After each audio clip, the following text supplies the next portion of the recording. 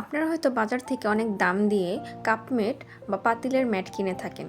তো আজকে দেখাবো কিভাবে পুরাতন গেঞ্জি ইউজ করে আপনারা ম্যাট বানাতে পারেন। তো আমি একটা পুরাতন গেঞ্জি নিয়ে নিচ্ছি। এটা কিভাবে কেটে আমি লম্বালম্বিভাবে কাপড়গুলো কেটে নেব। আপনারা ঠিক একই প্রসেস অবলম্বন করে এইভাবে কেটে নিতে পারেন। তো দেখতে পাচ্ছেন আমি এইভাবে করে একটা স্লাইস দুটো স্লাইস করে কেটে নিচ্ছি। কেটে নেওয়ার পরে আমি এই দুটো টুকরো একসাথে সেলাই করে এটাকে আরও লম্বা করে নেব, যাতে আমার এটা বানানোতে সুবিধা হয়। এভাবে আমি সেলাইটা করে নিচ্ছি। আপনারা চাইলে সুই সুতার মাধ্যমেও এই কাজটি করতে পারেন এবং সুন্দর রাউন্ড শেপে তৈরি করতে পারেন। তো আমি এইভাবে দুই পাট করে মাঝ বরাবর একটা সেলাই দিয়ে নিচ্ছি, যেরকমটা আপনারা জামার ফিতা ইউজ করেন বা ফিতা সেলাই করেন, ওরকমভাবে ফিতার স্টাইলে আমি মাঝ বরাবর সেলাই করে নিচ্ছি। পরবর্তীতে আমি সেটাকে উল্টিয়ে নিব সেফটি পিনের মাধ্যমে। তো আমার সেলাই করা শেষ। এখন আমি সেফটি পিন নিয়ে সেটাকে একটু ভেতরে দিয়ে এরকম করে ভেতরে দিয়ে সেলাই করে নেব। এটাকে উল্টিয়ে নেব। আপনারা চাইলে একই স্টাইলে এরকম প্রসেস অবলম্বন করে আপনারা ঘরের পাপোশ কিংবা বড় সাইজের ম্যাটও বানাতে পারেন।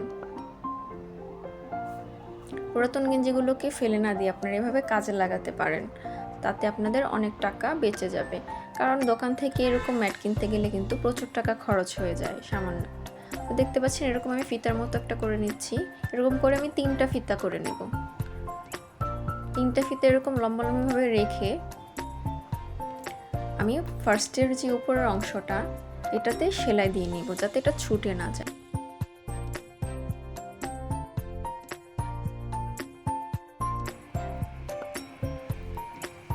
এভাবে আমি সেলাইটি করে নিচ্ছি।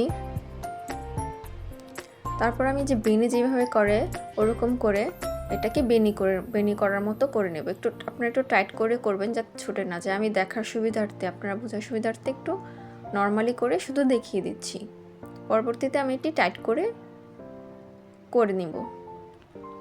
তো এইভাবে করে আমি বেনির মতো করে নিচ্ছি।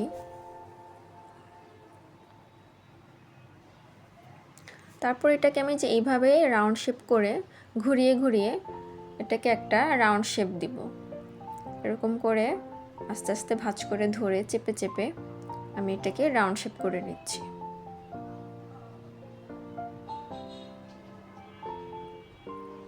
আমি ছোট সাইজের করছি, আপনারা চাইলে আর একটু বেশি কাপড় দিয়ে বড় সাইজও করতে পারেন। দেখতে পাচ্ছেন এরকম রাউন্ড শেপ হয়ে গেছে। তো এইভাবে আমি এরকম করে সেলাইগুলো দিয়ে নিব।